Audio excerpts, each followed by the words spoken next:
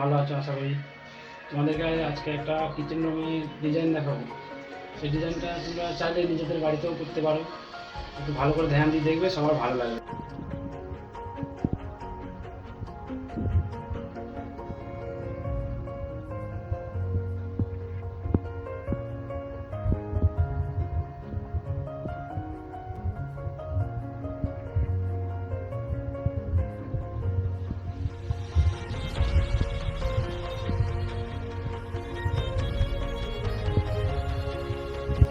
Kitchen রুমের তো design তোমাদেরকে দেখালাম, এবার তোমাদেরকে দেখাবো বেডরুমের আলমারি। সবাই তো আলমারি কিনে, এটা বানানো দেখাচ্ছি। এর মধ্যে কাজ অনেক রকম কাজ হবে, কিন্তু সিম্পল এখন দেখাচ্ছি।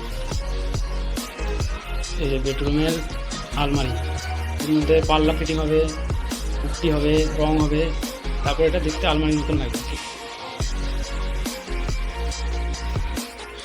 এটা তোমার রুমের ভেতরে একদম পুরো ফিক্সড। হ্যালো বন্ধুরা, ভিডিওটা দেখলা কেমন লাগলো একটু কমেন্ট করে জানিও। জানালে আমার খুব ভালো লাগবে, আর তোমরাও ভালো দেখো।